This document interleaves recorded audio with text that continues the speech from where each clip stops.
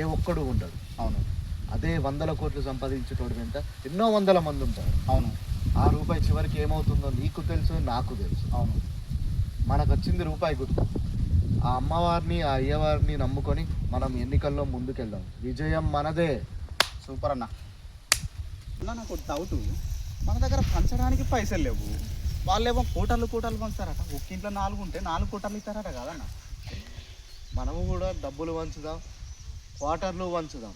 ఎట్లన్నా మన దగ్గర చూస్తే పైసలు ఇవ్వాయే, కోటర్లకు కూడా పైసలు ఇవ్వాయే. మనం ప్రతి ఒక్కరికి ఈ రూపాయి వంచుదాం. మనం గెలిచినట్టే అన్న, రూపాయికి ఏమవుతుంది? అసలు నీకు ఈ రూపాయి విలువ తెలుసా? చెప్పన్న చెప్పు. నీకు ఈ రూపాయి విలువ తెలియదు కాబట్టి నువ్వు నవ్వుతున్నావు. అదే ఈ రూపాయి విలువ తెలుసుంటే నువ్వు బాధపడేవాడివి. దాని విలువ ఏందో చెప్పన్నా, నేను వింటాను, నలుగురికి చెప్తా కదా. చిన్నప్పుడు మనం స్కూల్కి వెళ్ళకపోతే అమ్మ ఇదే రూపాయిని మన చేతిలో పెట్టి స్కూల్కి పంపించేది. నిజమే. 60 సెకండ్లు ఫోన్ మాట్లాడాలంటే నీకు ఇదే రూపాయి దిక్కైంది. అది నిజమే. చివరికి మనం చనిపోయినప్పుడు నుదుటన బొట్టుగా పెట్టేది కూడా ఇదే రూపాయి. అది నిజమే.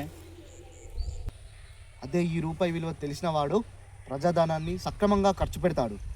అదే తెలియని వాడు విచ్చలవిడిగా ఖర్చు చేస్తూ ప్రజాధనాన్ని దోచుకుంటాడు. నువ్వు చెప్పింది 100% నిజమన్నా. గెలుపు మనదే. అన్న పైసల గురించి చెప్పింది కానీ మరి కోటర్ గురించి చెప్పలేదు ఏందన్నా? నేను కోటర్లు ఇస్తా. ఎలా అన్నా? చెప్పేది విను. నేను నువ్వనుకున్న కోటర్లు ఇవ్వను. మరి ఏ కోటర్లు అన్నా? నేను గెలిచినాక ఇల్లు లేని ప్రతి ఒక్కరికి, నిరుపేదలకి క్వార్టర్స్ ఇస్తాను. అంటే తాగే కోటర్లు ఇవ్వవు? తాగే కోటర్లు కాదు, పేదలకు నివసించడానికి ఉండే అందుకు క్వార్టర్స్. అన్నా సూపర్ కాన్సెప్ట్ అన్నా. మనం ప్రజలకు ప్రచారానికి వెళ్ళిపోదాం పా.